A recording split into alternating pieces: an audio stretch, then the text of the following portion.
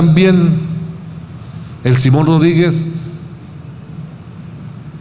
que fue a otras latitudes a enseñar anatomía con el propio cuerpo humano. Eso que todavía nos escandaliza, que un maestro le diga a sus alumnos que si quieren conocer la anatomía, lo primero que tienen que conocerse es a sí mismos y que no les dé temor mirarse el cuerpo. Eso que causó la expulsión de él de la escuela sigue siendo tan revolucionario hoy que si un maestro lo dice, seguramente todavía hoy en día lo expulsan del sistema educativo. Para que tengamos idea del pensamiento de avanzada de Simón Rodríguez.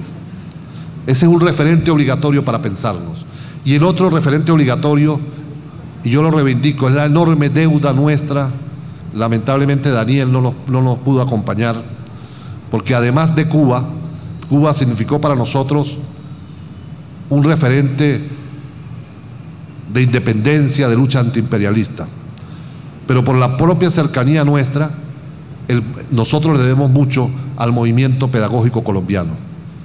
Nosotros tenemos una deuda eterna con el debate del movimiento pedagógico colombiano. Colombia, a diferencia nuestra, logró mantener una sola central sindical del magisterio, FECODE, en la cual hacen vida todas las organizaciones, todos los sindicatos, independientemente de su inclinación política. Nosotros no lo logramos, nosotros logramos tener 15 federaciones, fue la última cuenta que yo saqué, una para cada partido político, que es una forma de fragmentarnos y evitar pensar de manera conjunta, eso que ayer nos pedía el maestro Bigot, el protagonismo de los maestros. Bueno, eso fue una operación que se dio con toda contundencia en la década de los 70 para que precisamente los maestros, que habían sido el liderazgo fundamental contra la dictadura y por la instauración de la democracia, rompieran ese liderazgo y pudiera Acción Democrática lograr la hegemonía que logró en los años siguientes. Pues bien, el magisterio colombiano, y ayer una de las cosas que más me emocionó de Luis es que siendo un maestro como es Luis Bigot, tuvo la humildad de reconocer en este escenario lo que le debía a Orlando Falsborda, cosa que otros compañeros no hacen. Cosa que otros compañeros no hacen. De otros compañeros que incluso con mucho sacrificio, desde la izquierda venezolana, financiamos para que fueran a Colombia a estudiar. Y después, en ningún documento han reconocido lo que ha significado el aporte del magisterio colombiano y de Orlando Falsborda para la construcción de un movimiento pedagógico venezolano.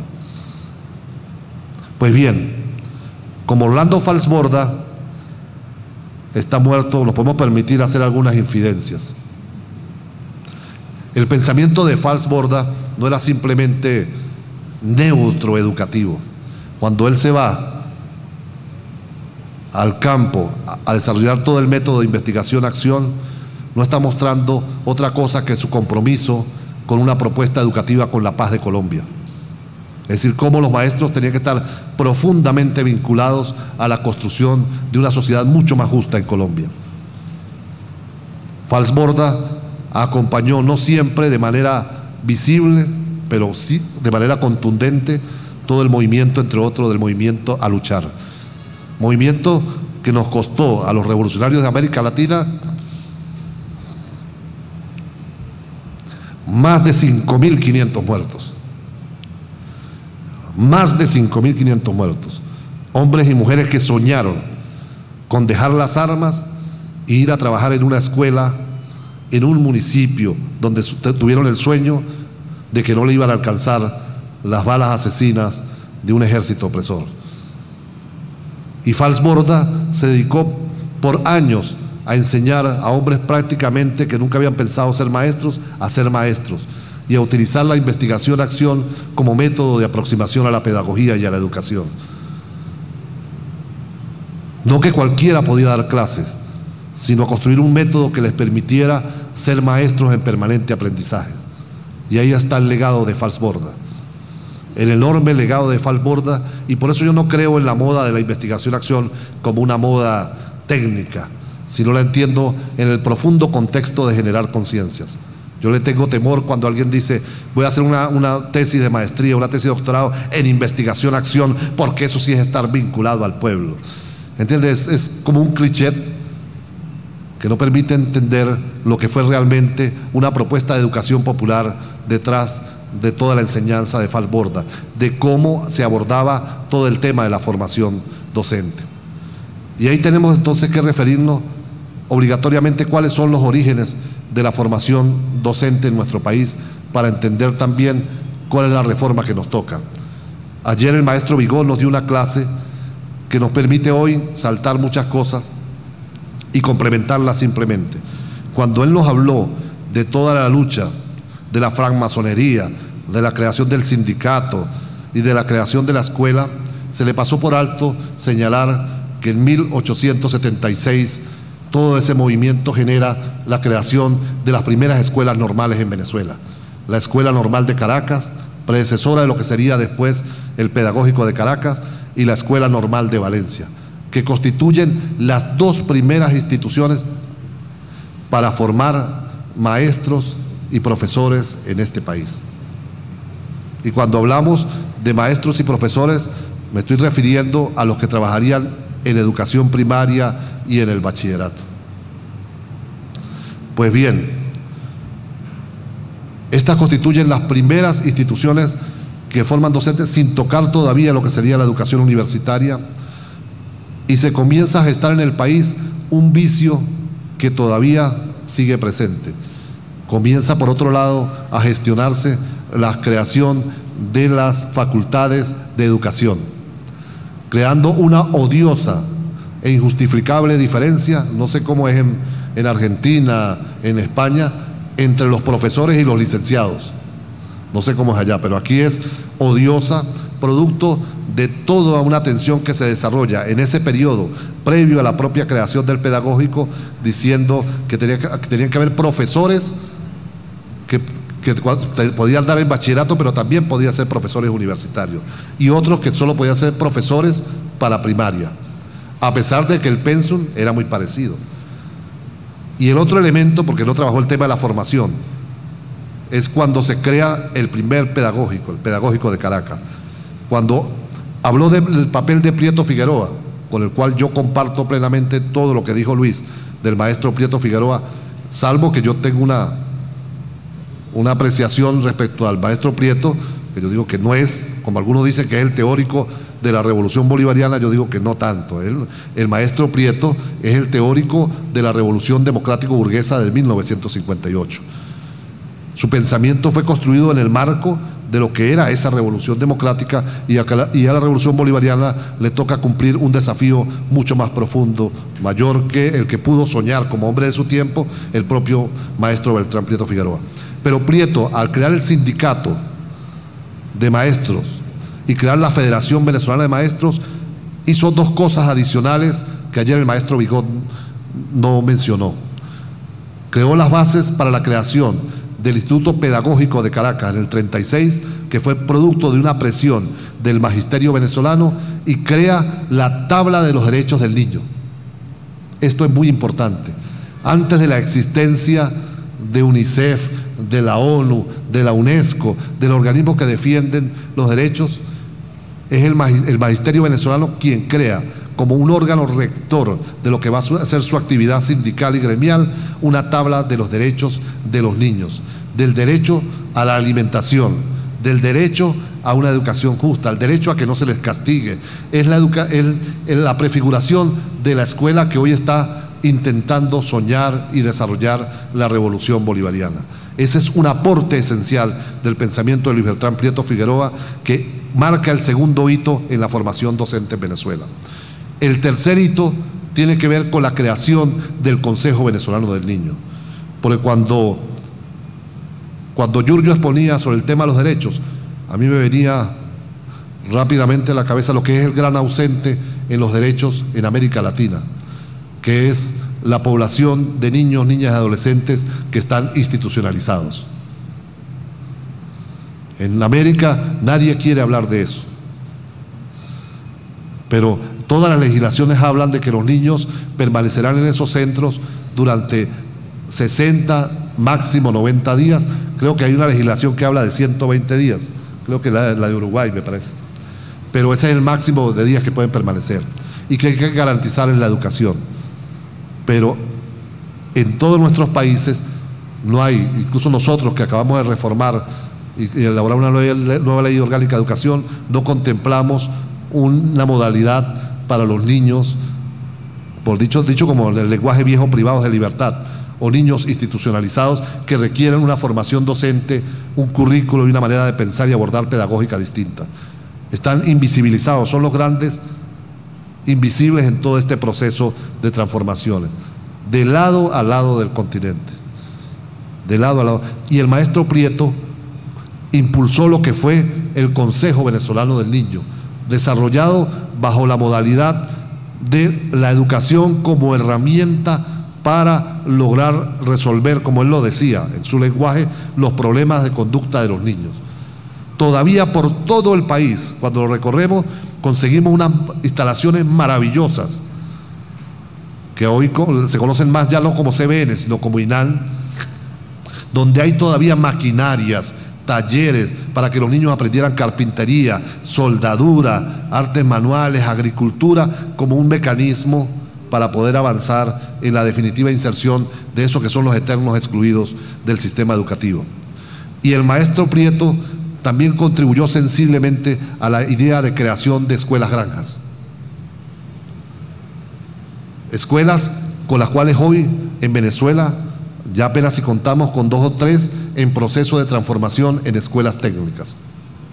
Pero Prieto señalaba que era muy importante construir unos nichos educativos que permitieran que esos niños, incluso inspirados en lo que fue la propia experiencia del Libertador, pudieran tener la acogida para estudiar en unas condiciones no de encierro permanente en las 4 paredes de un salón, sino aprendiendo de manera, interactiva, con proyectos concretos de trabajo material. Es decir, que aprendieran eso que ahora hablamos de escuela activa, aprendieran a sumar, a restar, a dividir, haciendo camas, haciendo sillas, haciendo carritos, también sembrando, soldando. Eso todavía queda por todo el país.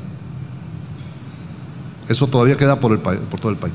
Pues bien, esos 3 hitos de la reforma, y el cuarto es la creación en los 90 de la pedagógica. ¿Por qué lo subrayo? En Venezuela habían logrado constituirse casi una docena de institutos pedagógicos en todo el país, casi una docena, que cada uno era en cierta medida una isla en sí mismo. Y en ese momento se consideró progresivo la agrupación de todos ellos en la Universidad Pedagógica Experimental Libertador, la UPEL. 8 en total. 9 con el de Rubio, que se incorporó después. Sí. Bueno, pues bien, eso generó algo que hoy tenemos un enorme desafío de ver qué vamos a hacer. Marixa es profesora de la UPEL, yo soy egresado de la UPEL, pero tenemos un problema. La universidad que forma a los docentes de este país no le responde al gobierno ni a las políticas del gobierno. Es una isla aparte que entiende la formación todavía para la Cuarta República. Todavía la entienden en el marco de lo que sería la formación de docentes antes de que llegara Chávez. Yo estoy convencido que algo tenemos que hacer en los futuros años respecto a la universidad pedagógica. Los compañeros de Uruguay, en una visita que hicieron hace como un año al ministerio, nos preguntaban que cómo hacían ellos para dar el salto para que fuera una universidad. Y yo les decía, ni se les ocurra, manténganlo como centro de formación de docentes muy apegado al ministerio, porque no tienen ninguna sensatez, ni siquiera estamos hablando de problemas ideológicos ni de perspectiva, que la universidad que forma a los docentes no tenga absolutamente nada que ver con los ministerios de educación del país. Nada. Es decir, que van en contravía. Pues bien, ese es el cuarto hito en la formación docente. El quinto lo desarrollamos nosotros. Y aquí, así como esta mañana me puse el sombrero de viceministro, me lo quito para hacer más academia y decir algunas cosas que pueden ser duras. Nosotros desarrollamos un programa nacional de formación de educadores que es una mala copia una mala copia de la formación de la UPEL. Es una mala copia, ni siquiera una buena copia.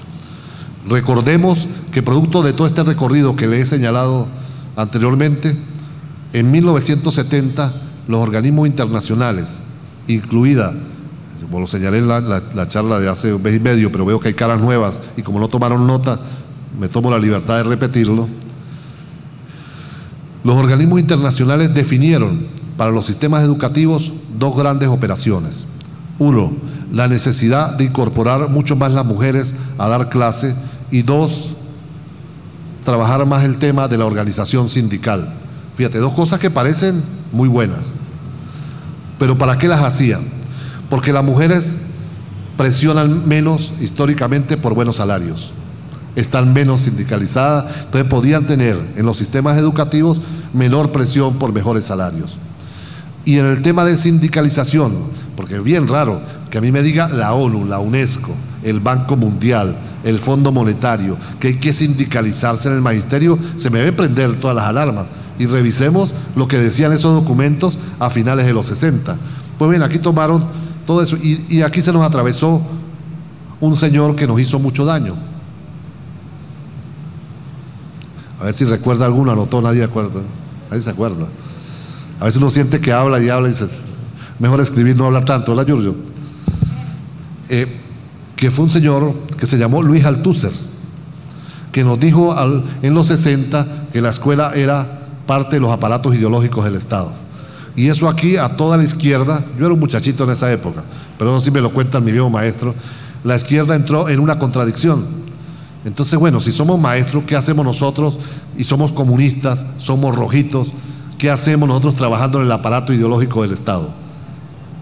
O sea, preparando a la gente para el capitalismo. La izquierda se encontró en ese enorme dilema y se la pusimos papayita a lo que era la operación definida como prioridad por el Banco Mundial para los sistemas educativos. Y la mejor camada de maestros que tenía el país saltó a la lucha sindical. Saltó a la lucha sindical, a mi juicio, en un profundo error. Y las mentes más lúcidas que estaban en el aula pasaron a ser delegados sindicales o guerrilleros, algunos que ya más tardíos, los 70, pero fundamentalmente concentrados en la lucha económica. Había que quitarle más plata al capital, al capitalismo. Entonces, concentrados en la lucha por dinero y no a la lucha por la educación.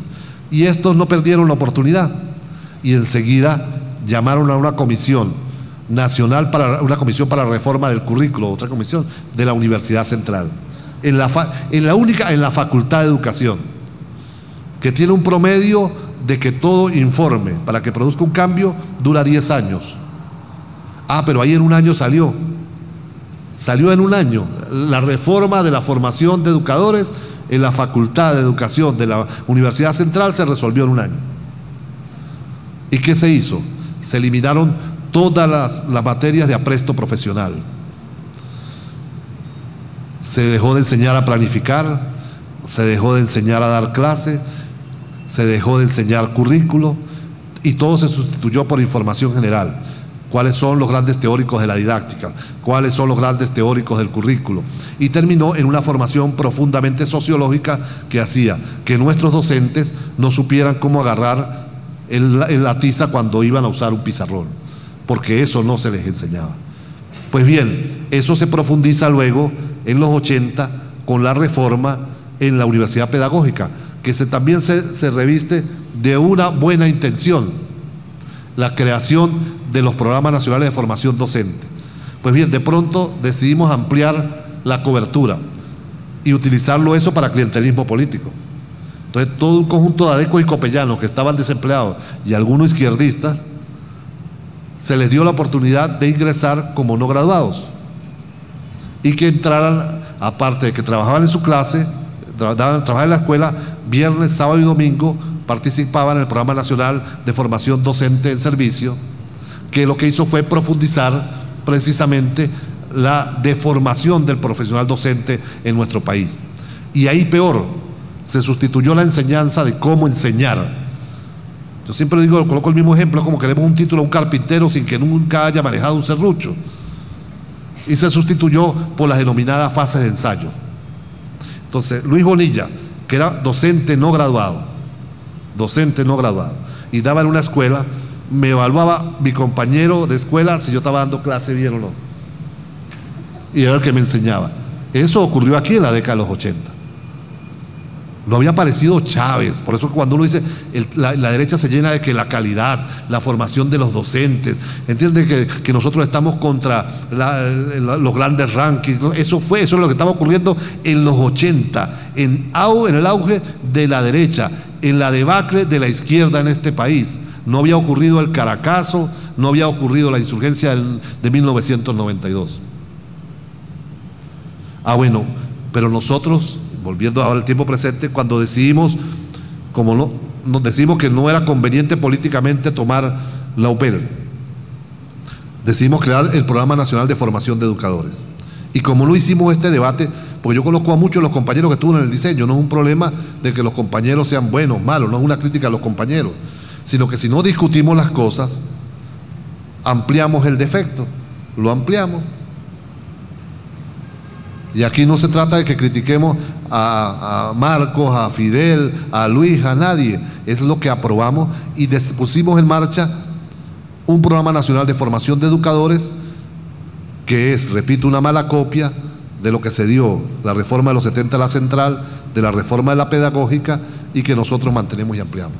Por eso que nosotros mandamos en esta gestión a paralizar el Programa Nacional de Formación de Educadores y creamos una comisión por decreto para revisar ese programa de formación de educadores para que esté a la altura de los desafíos, de los retos que tiene una revolución como la revolución bolivariana en materia educativa.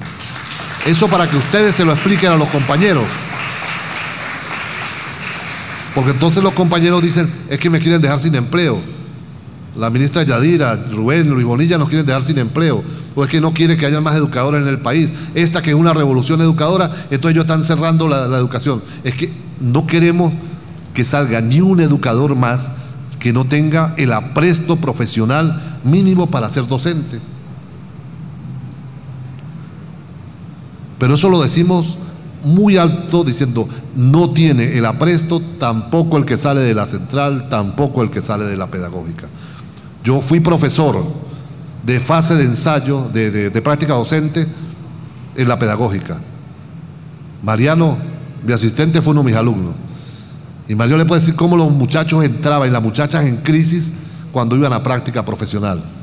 Porque no sabían qué hacer.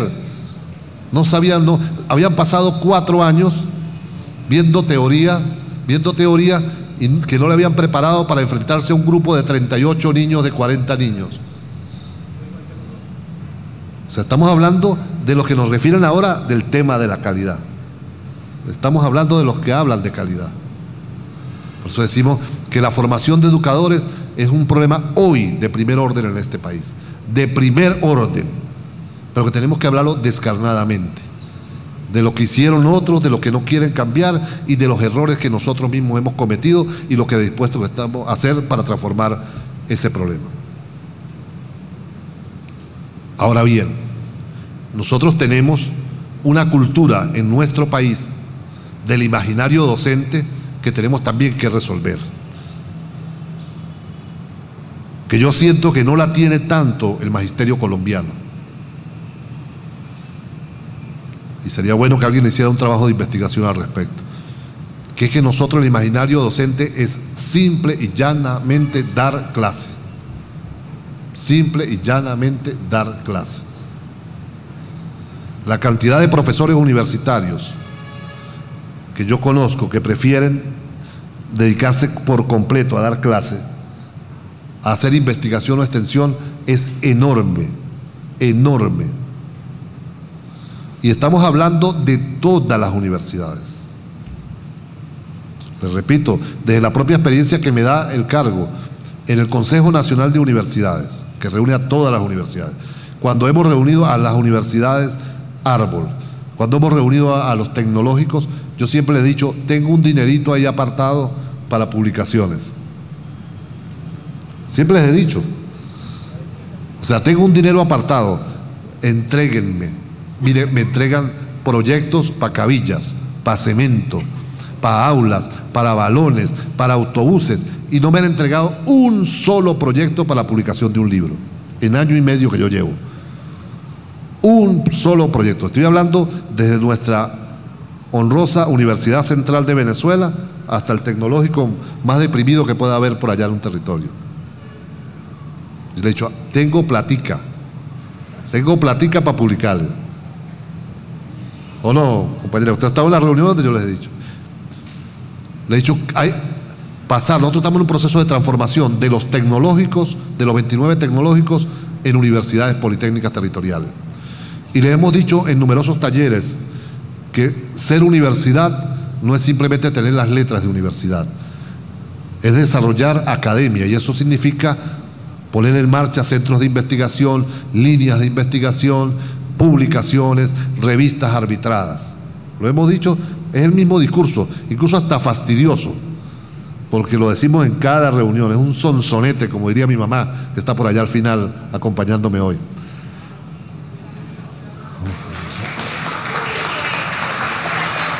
¿Ah?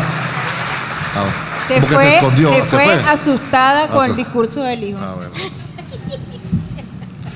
Y se asustó mi mamá. No, allá está al final, allá está ella, la gordita que está allá, mi mamá.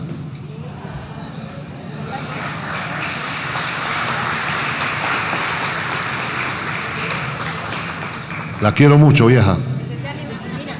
Bendición. Bueno, le hemos dicho hasta la saciedad de que hay que crear centros de investigación y no me ha llegado hasta ahora.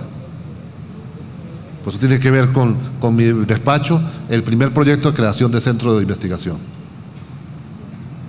O sea, ni siquiera un borrador para decir, bueno, vamos a corregirlo, ¿entiendes? No me ha llegado la propuesta de línea de investigación. No ha llegado, me llegó y hice ruido en la Junta Ministerial, la revista, un número de la revista arbitrada del Tecnológico de Maracaibo. De Cabimas fue de Maracaibo. De Cabimas, corrijo. Del Tecnológico de Cabimas creó su revista arbitrada, sacó un número muy bueno y nos lo remitió. Pero es un problema serio, porque el imaginario que tenemos es que estamos cumpliendo si damos clase. Si damos clase. Entonces tenemos que comenzar a trabajar una lógica que nos permita romper con eso. Y tal vez, bueno, yo creo que hay que combinar, hay que ser muy docentes en tratar de convencer, pero también entender que algunos quizás no vamos a querer cambiar y que también hay que hacer apuestas por las nuevas camadas. Es una contradicción enorme, porque yo soy de los que cree que a la universidad, y sobre todo a las universidades pedagógicas, y ahí espero no decir una mala palabra, deberían ir los docentes jubilados de buena de las instituciones de educación primaria, del bachillerato, de la educación inicial, y no solo profesores que entren y concursen sin haber hecho nunca una práctica docente en ningún lado. Yo me encontré en mi pedagógico, del cual egresé en una investigación que hice, que el 70% de los profesores de mi pedagógico nunca habían dado una hora de clase ni con niños ni con jóvenes. Entonces todos sus referentes sobre el subsistema educativo por captar a aquellos que son más talentosos para la educación. Yo sé que en medio de la revolución a nosotros no, y con todo el tema de la meritocracia de PDVSA, eso nos dejó como una huella ahí marcada en nuestros cerebros bien dura, ¿no? Pero definitivamente tenemos que buscar un mecanismo que no se llame meritocracia ni nada por el estilo, pero para que sean los estudiantes de altos promedios los que lleguen a la educación, y no los de 12, 13 y 14. Si bien el promedio no dice todo, sí también nos está evidenciando algunas posibilidades de desarrollo profesional que tenemos que comenzar a visualizar. Y eso hay que comenzarlo a debatir con mucha humildad, en todos los espacios. Mi mamá, que se quedó ahora en Pregonero, el pueblo de ella, decían que tiene más hambre que un maestro de escuela, ¿verdad, mamá? Y eso tiene que ver con el propio imaginario que hay del maestro, el que tiene menos piso de formación inicial, el que gana peores salarios y el que está en peores condiciones. Y ese es un imaginario que lo construyó la derecha. Y en las últimas décadas, porque el maestro era el líder de la comunidad. Yo recuerdo, mi papá era un obrero y yo no podía obtener los libros cuando estaba en primaria, que los tenían los maestros. Y yo iba a la casa de Juan Bernardo Pernalete Camacaro, que era uno de los presidentes de la Federación Venezolana de Maestros, quien murió recientemente, el año pasado, el maestro Juan Bernardo, que me dio a mi cuarto grado, porque él, como era presidente del sindicato, llegaba a su casa con los cuentos, los libros de punta, y tenía la bondad de prestarle a uno algún libro para leer en la casa. Después fueron llegando más las librerías y se podía acceder, pero había un momento que ni se podía acceder. Entonces el maestro siempre era eso. La casa del maestro era la biblioteca del pueblo. Y nosotros perdimos esa identidad en algún momento, que habrá que estudiarlo, en qué momento lo perdimos. Pero yo recuerdo que la gran frustración nuestra como sindicalistas fue cuando logramos en el contrato del 91 un bono especial para libros. Yo recuerdo que el aumento era el bono general, o sea, lo que nos daban por aumento de sueldo era, como, por decir algo, no es esa la cantidad, 20.000 bolívares de retroactivo, y nos estaban dando 15.000, casi un equivalente para comprar libros. Porque nosotros generamos un discurso contra el gobierno de que el maestro no podía superarse si no tenía la posibilidad de comprar textos. Y fue tan dura la pelea que eso hizo que se alargara 15 días más el conflicto, cuando el tema de la base magisterial. Cuando todas las federaciones vendieron el contrato, nosotros logramos que el contrato, la lucha continuara 15 días más y arrancamos ese segundo bonificación. Y la tristeza nuestra fue que eso significó compra de televisores, radios, y no sé, en libros no. Los maestros no compraron libros, o sea que el problema no es solo dinero, el problema es un problema de cultura escolar profunda. O sea, el propio maestro se ha considerado menos que los demás y como que no tiene el derecho a superarse de manera permanente, y ha considerado la labor pedagógica en el aula como una actividad rutinaria que se repite día tras día. Y contra ese imaginario hay que identificarlo, hay que decirlo, para poderlo superar. Hay que poderlo superar. Ahora bien, si nosotros revisamos la escuela de hoy en día, encontramos que esa escuela, un poco lo que a mí me impactó la primera parte que señalaba Giorgio en la exposición, toda muy brillante, pero la primera, el tema de los protocolos, todo. El tema de la vocación, comparto plenamente, o sea, yo soy de los que el tema vocacional a mí me conflictúa de manera constante. Pero incluso lo que son rituales, yo recuerdo en la escuela granja que trabajé 18 años, vuelvo al tema de las anécdotas, y aquí mamá, que es buena cristiana, tápese los oídos. Cuando yo llego el primer día a la escuela, en el comedor había letreros que decía, una escuela pública, y decía: damos gracias a Dios por la comida, gracias Señor por la comida, gracias por este pan, gracias por esta agua, gracias por todo. Entonces era mi primer día y yo me subo, agarro una silla y empiezo a bajar los cartelitos. Y el director le dice a los demás maestros: este sí es un maestro bueno, su primer día de clase ya quiere cambiar los carteles, poner los nuevos, ¿no? Entonces, bueno, yo bajé todos los carteles y cuando me bajo le digo: ¿puedo hablarle a los muchachos? Y me dice: sí. Mire, yo quiero decirle a ustedes que ustedes son ciudadanos de Venezuela y que ustedes tienen derecho a la comida, y que la comida el Estado está obligado a garantizársela. Si ustedes quieren pedir luego por algún Dios, yo lo respeto, pero esto es un derecho. Esto es un derecho. Y disculpe que lo personalice, pero eso tiene que ver con lo que estamos encontrando todos los días. La escuela sigue siendo no un espacio de construcción de ciudadanía. Por eso, eso que decía, es la cultura de la sumisión profunda desde la escuela. El niño pobre tiene que conformarse que venga porque viene del cielo. O sea, lo que caiga, el pan que caiga, el jugo que caiga. Y si un día no hay carne, no importa, porque Dios hoy durmió y hoy no le mandó carne. En vez de comenzar a construir ciudadanía de nuestros niños para decir por qué no hay presupuesto, qué pasó, y empezar a enseñarles ese tema desde el pequeño. Pero resulta que nosotros, es muy bonito decirlo de la Cuarta República, pero nosotros decidimos inventar algo que se llama la Quinta República bajo el modelo de democracia participativa y protagónica, ¿verdad? Y bien, nuestra Constitución y nuestra Ley Orgánica de Educación señala que debemos desarrollar la democracia participativa y protagónica en los modelos de gestión escolar, educativa, a todos los niveles y modalidades.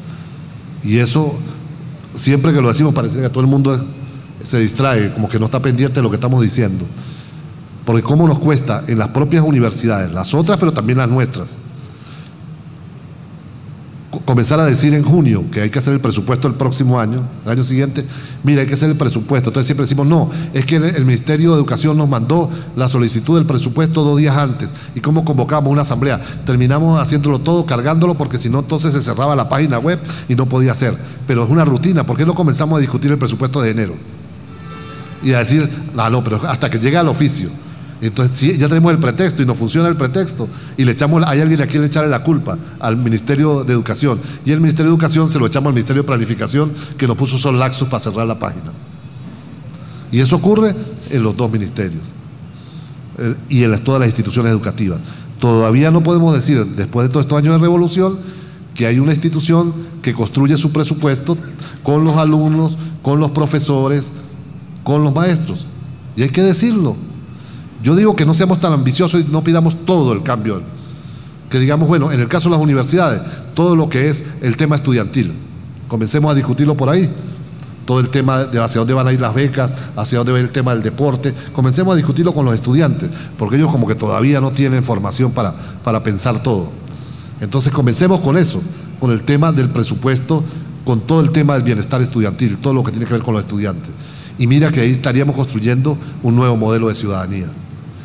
Pero resulta que yo les hablé de crear educación para el trabajo, que creamos educación para el trabajo en los 80, ¿verdad? ¿Y cómo es esa educación para el trabajo? Resulta que esa educación para el trabajo, hacemos proyectos con los muchachos. Los muchachos hacen de pronto muñecas. Yo trabajé con proyectos agrícolas, entonces les voy a decir de lo que yo trabajé. Criábamos gallinas, ponían los huevos las gallinas, creábamos pollos, a los 2 meses los beneficiábamos, sembrábamos pimentón, tomate, cebolla, ají. Bueno, cuando había que recoger la cosecha, la escuela iba y vendía eso en un supermercado o en una cooperativa, la vendía. Y el muchacho, no, porque es que él tiene que pagar con algo que está en la escuela. Tiene que pagar con algo lo que está en la escuela. O sea, el muchacho. Y díganme ustedes, si ustedes la conocen, la experiencia de escuela donde se les distribuye el dinero, bienvenida sea. Pero yo cada vez que pregunto los escenarios, casi que es lo mismo, es la misma experiencia en todos lados. La dirección, cual capitalista clásico, se adueña de todo el excedente, eso que decimos nosotros. Incluso algunos, de pronto, alguien de izquierda dirigiendo una escuela. Pero eso es el excedente, ¿no? Y el excedente, nos apropiamos del excedente y decimos, no, eso lo vamos a invertir nuevamente para el tema de los muchachos en algún proyecto. Y nunca rendimos cuenta del famoso excedente. Pero eso pasa igual con las empresas en las universidades muchas veces. Entonces nosotros queremos crear la cultura del trabajo en los muchachos, pero le estamos enseñando a ser esclavos. Por supuesto, esa escuela no es la que le gusta al muchacho. Esa forma del trabajo no es la que le gusta. Y entonces decimos de manera conservadora, es que ahora no hay valores, el muchacho no le gusta trabajar. El muchacho es un manganzón que no quiere estar 1 hora al sol. Pero ¿para qué quiere estar 1 hora al sol si sabe que esa plata después va de pronto a parar en otro lado? O lo ha visto a dónde va a parar. ¿Cómo nos cuesta entonces decir, tengo una granja y vamos a destinar el 30% de ese excedente a repartirlo de manera equitativa entre quienes participan bajo el modelo cooperativo? Y decir, no es solo enseñar a sembrar o a criar, sino también es enseñar a llevar las cuentas, enseñar a administrar lo que significa el proceso de producción para crear nuevos ciudadanos. Y decir, miren, tanto gastamos en alimento para los pollos, o tanto gastamos en abono, o nos tocó comprar una manguera para regar, y esto ahora entonces la ganancia bajó a tanto. Y bueno, de pronto no queremos dar el dinero, porque bueno, ahí hacemos un debate, si está Carolina acá me diría que jamás puede dar dinero, ¿no? Entonces bueno, pero entonces bueno, decimos compramos algo, le compramos aunque sea un ticket para esos muchachos que de pronto nunca han ido a una obra de teatro, o nunca han ido a una obra de títeres, o que tienen dificultad para... y enseñan matemáticas y todo. Entonces, tenemos desafíos concretos que tienen que ver con la vieja cultura que heredamos. Pero como tenemos un discurso tan sociológico, entonces parecía que el enemigo siempre está afuera, hay que luchar todo afuera, y siempre hay un pretexto de que el otro es el culpable. Y nunca decimos, es que la revolución hay que hacerla aquí donde estoy yo. Y eso significa cambiar las dinámicas al interno de la institución vinculado a otros procesos. Ahora, eso yo no lo puedo exigir de pronto en Uruguay y en Argentina, que no tienen una propuesta de democracia participativa y protagónica, que crea el marco jurídico, crea incluso las categorías de Contraloría Social con rango constitucional, crea la idea de presupuesto participativo con rango constitucional, que obliga a desarrollar eso en las escuelas. Entonces, por eso también tiene que ver con la comparación. La comparación también tiene que ser entre iguales, porque yo no puedo entonces decir que Argentina o que Perú no desarrollan un modelo de presupuesto participativo y que entonces nosotros también tenemos los mismos problemas, un problema general de América Latina que no desarrolla modelo de presupuesto participativo. Pero ahorita aquí tenemos el marco jurídico para avanzar en esa materia y tenemos el desafío de concretarlo. Entonces, buena parte de la tarea está referida al tema cultural, de cómo nosotros nos vemos en la propia acción escolar. Y les repito, yo no sé si es que yo he trabajado, yo tengo, este año cumplí mis primeros 50 años de docencia, mis primeros 37 de militancia y mis primeros 34 de acción pedagógica, no de graduado, ¿no? De acción pedagógica. Comencé trabajando con educación popular. Y yo la educación que conozco es la educación que me ha hecho feliz.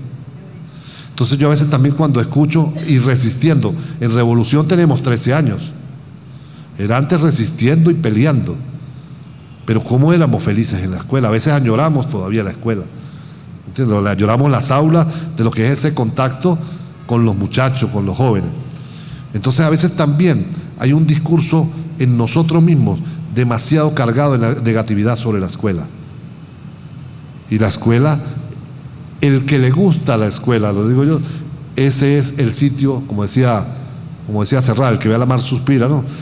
O sea, el sitio que nos hace a nosotros irremediablemente felices. Cuando uno pasa por una escuela, ese es el sitio, y uno se acuerda del tema del muchachito ese que le conté el otro día que subió al árbol, ¿entiendes? Y después cayeron, o el muchachito de la moto, o el muchachito aquel que era, porque los que hemos sido docentes toda la vida, ¿de quién nos enamoramos más nosotros como alumnos? ¿Del que es más estudioso? ¿Del más tremendo? ¿Del que no hace la tarea? ¿Del que se para cada rato del pupitre? Mire que el que sale bien, falta un día de clase y no nos hace falta. Pero ese que es un tiquitaque, el día que falta llamamos a ver por qué no fue, si es que está enfermo, si es que lo van a retirar de la escuela, nos preocupa más, pues. Entonces es el espacio donde hemos sido felices. Y eso también es una dimensión que hay que reivindicar de la escuela. Si hay que hacer cambios, pero ese es un espacio, y el que no le guste, bueno, tendrá que buscar otra cosa, hay que trabajar, ir a otro molino a moler. Pero el que va a la escuela va al encuentro de la felicidad. Porque, ¿cómo he aprendido yo? Yo siempre lo he dicho, por eso conté el cuento. Todos vinieron, ¿verdad? Para no echar atrás el cuento de la fuga, ¿no? Todos vinieron, ¿verdad? ¿Ah? De nuevo, no, ¿verdad? No, me dijeron que no, me censuraron aquí. Bueno, ¿cómo llegué yo a la educación?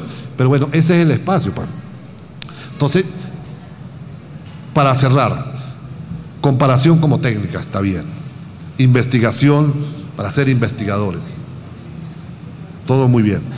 Pero todo eso nos debe servir para ser mucho más humildes y poder ir realmente al encuentro de los niños, de las niñas, de los jóvenes, de los viejos, y poder, en ese proceso que hablaba Paulo Freire, dialógico, de enseñar al otro, también sacar la cuenta de que aprendimos algo cada vez que hay un encuentro educativo. Muchísimas gracias.